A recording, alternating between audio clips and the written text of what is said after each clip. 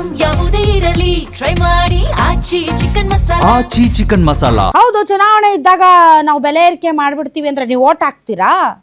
ಬೆಲೆ ಏರಿಕೆ ಕಡಿಮೆ ಮಾಡ್ರಿ ಆಮೇಲೆ ಓಟ್ ಹಾಕ್ತೀನಿ ಅಂತ ಅಂತೀರಾ. ಹಂಗಾಗಿನೇ ಚುನಾವಣಾ ಫಲಿತಾಂಶ ಬಂದ ಮೇಲೆ ಏರಿಕೆ ಮಾಡ್ತಾರಪ್ಪ. ದೇಶಕ್ಕೋಸ್ಕರ ಅಷ್ಟು ನೀವು ಸಹಿಸ್ಕೊಳ್ಳಿಲ್ಲ ಅಂತಂದ್ರೆ ಇದೇನಾ ನಿಮ್ಮ ದೇಶ ಪ್ರೇಮ? ನೀವು ದೇಶ ಪ್ರೇಮಿಗಳಾದ್ರೆ ಸಹಿಸ್ಕೊಳ್ಳಿ, ಏನು ಮಾತಾಡಬೇಡ್ರಿ, ತುಟ್ಟಿ ಪಿಟ್ಟಕ್ಕೆ ಅನ್ಬಾರ್ದು. ಬಂದಿದ್ದೆಲ್ಲ ಅನುಭವಿಸ್ತಾ ಇರಬೇಕು. ಆಮೇಲೆ ಮುಂದೊಂದು ದಿನ ಬರುತ್ತೆ 2047ಕ್ಕೆ ಅಚ್ಚೇ ದಿನ ಆಯೇಗ, ಆವಾಗ ಚೆನ್ನಾಗಿರಿ ಅಷ್ಟೇ. ತೈಲ ಬೆಲೆ ಏರಿಕೆಗೆ ಮಂಡ್ಯ ಜನರಿಂದ ಮಿಶ್ರ ಪ್ರತಿಕ್ರಿಯೆ ವ್ಯಕ್ತವಾಗಿದೆ. ದೇಶಕ್ಕಾಗಿ ನಾವು ಎಷ್ಟೇ ದರ ಏರಿಕೆ ಆದರೂ ಸಹಿಸ್ಕೊಳ್ತೀವಿ, ದುಡ್ಡಿರೋರು ಸಹಿಸ್ಕೊತೀರಿ, ದುಡ್ಡಿಲ್ದಿರೋರು ಏನು ಮಾಡೋಣ ಹೇಳಿ, ಸತ್ತಗೊಂಡು ಬಾ.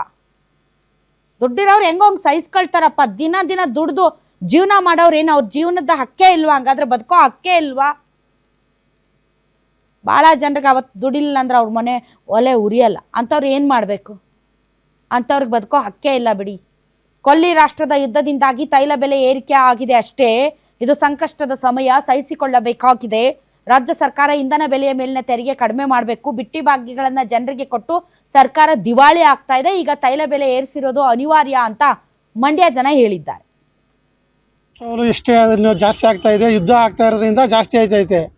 ಅದರಿಂದ ನಾವು 120 ಅಲ್ಲ 150 ಆದರೂ ಹಾಕ್ಸ್ಕೊಳ್ಬೇಕಾಗುತ್ತೆ. ಅದೇ ಬೇರೆ ಕಡೆ ಹೋಲಿಸ್ಕೊಂಡ್ರೆ 200, 300 ರೂಪಾಯಿ ಇದೆ. ನಮ್ಮ ದೇಶದಲ್ಲೇ ಪರವಾಗಿಲ್ಲ, ಕಮ್ಮಿ ಆಗ್ತಾ ಇದೆ. ಕಮ್ಮಿ ಮಾಡ್ಕೊಂಡೇ ಹೋಗ್ತಾರೆ. ಸಾರ್ವಜನಿಕರು ಎಷ್ಟೇ ಆದರೂ ಪೆಟ್ರೋಲ್ ರೇಟು ಸಹಜವಾಗಿ ಹೆಚ್ಚಿಗೆ ಆಗಿದೆ. ಆದರೆ ಅದು ಕೇಂದ್ರ ಸರ್ಕಾರ ಅನಿವಾರ್ಯ ಅದು ಏರಿಸೋದು. ಈಗ ಕೊಲ್ಲಿ ರಾಷ್ಟ್ರಗಳಲ್ಲೆಲ್ಲ ಯುದ್ಧ ನಡೀತಾ ಇದೆ, ನಮಗೆ ಸರಬರಾಜು ಕಡಿಮೆ ಆಗ್ತಾ ಇದೆ, ಅದರಿಂದ ಸಹಜವಾಗಿ ಏರಿಕೆ ಆಗಿದೆ. ಆದರೆ ಈ ಕೇಂದ್ರ ಸರ್ಕಾರದ ತೆರಿಗೆ ಇದೆಯಲ್ಲ, ಪೆಟ್ರೋಲ್ ಮೇಲಿನ ತೆರಿಗೆ, ಅದು 19 ರೂಪಾಯಿ ಇದೆ. ಆದರೆ ರಾಜ್ಯ ಸರ್ಕಾರದ್ದು ಅದಕ್ಕಿಂತ ದುಪ್ಪಟ್ಟಿದೆ.